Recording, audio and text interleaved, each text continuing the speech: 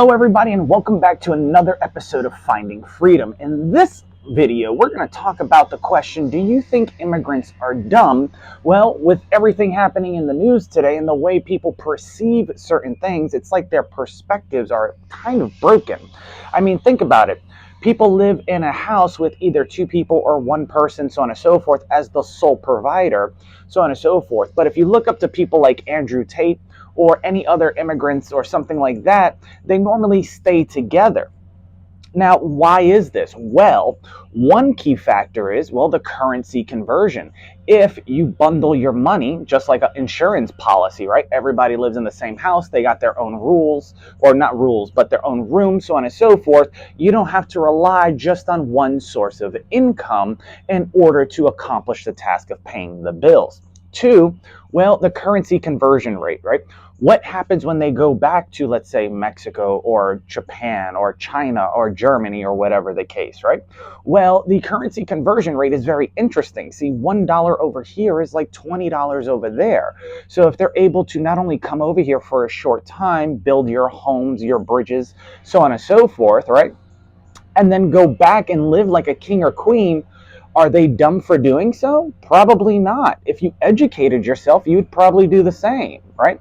And then, of course, they talk about, we're only doing this to certain individuals. But if you listen to Trump's terminology, when even he talked about setting the military and, calling cartels terrorists and everything, he didn't say anything about gangs, so on and so forth. Think about that. Why is that? Because gangs are a term that resides to America. Cartels are from other locations in Latin America, right? Just like the mafia is in Russia, Italy, so on and so forth, etc. But he didn't use those words. He specifically said one word specifically.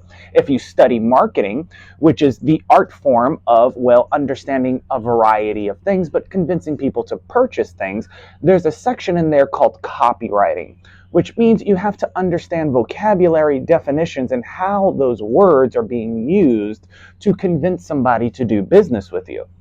So let's say there's somebody here from Germany, right? And nobody's the wiser, so on and so forth. They're able to have their Facebook pages, hang out with people with certain last names that are popular, and post their pictures and, speak with gravitas and bravado. But if you notice that they have a second bank account in another country, and, they keep getting money and somehow always ending up on top, wouldn't you question that individual? So on and so forth. Yeah, because, you came over here, you have another bank account, okay, whatever. But now you live here, you have a bank account here. However, I notice you consistently pay everything on time, but you were struggling with funds. You consistently had debt, so on and so forth, but you managed to pay everything when you had no job. How is that possible? So these are the things that are very interesting when people are questioning certain intentions of immigrant status or whatever. Now let's talk about China. China plays a game called Go, if I remember correctly, where you take as much land as possible, purchasing real estate, etc.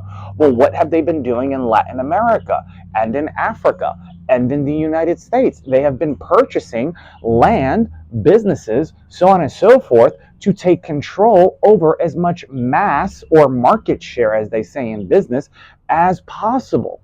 So if you were to think that an immigrant is intelligent, then you are just naive and you have not done your research to understand the game that is being played and things that are getting pulled out from you right underneath your nose.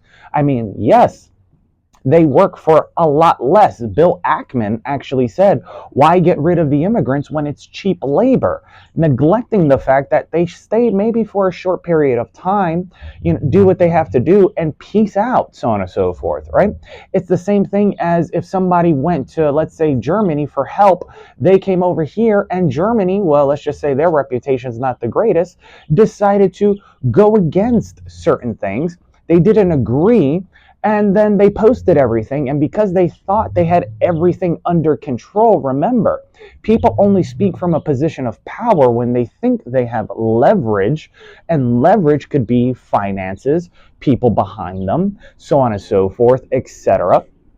And this gives them the ability to try to speak with conviction, not just confidence, right?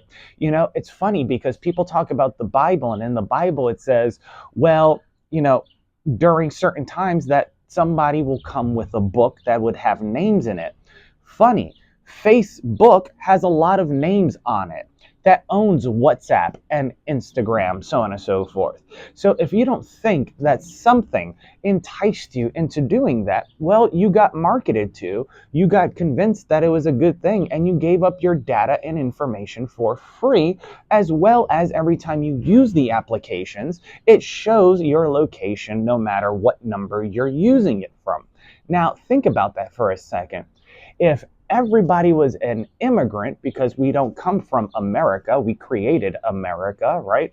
They came over here, the Europeans, so on and so forth, but there were Native Americans here. They struck a deal, peace treaties, whatever the case may be. Then you have Texas and California. By the way, another reason why I think Trump also said the word cartel, because Mexico used to own Texas and California. And then, of course, you remember the California gold rush, because shiny object syndrome kicks in and people normally want to get things of value. So you have to understand how all these intricacies come together before you open your mouth. So when you're looking at things, if you haven't seen my last lesson in class, I talk about slowing down, so on and so forth, and how snipers have the term slow is smooth and smooth is fast. Be slow with your tongue, quick to process certain things, but then slow to understand them. Yes, you may process things faster because you have a high IQ or whatever. But let's say somebody's trying to take advantage of you. Well, how do you use different tactics? You can use things like paralinguistics, so on and so forth.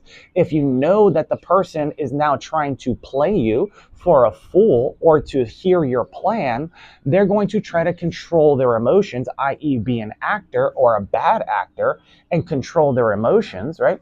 They'll hear certain things. So use paralinguistics, so on and so forth, inflections in your voice, make sure that it's believable and real, see how they interpret it in comparison to all the times before, so on and so forth, that you had them underneath analysis, right? If the person that, would normally come back and speak with gravitas, bravado, and all this other stuff, and I'll do this, and I got the power right upstairs, so on and so forth, now changes their tone and tries to do something else, but they're killing you with kindness, which is going to be another video coming out later today or tomorrow, we'll see.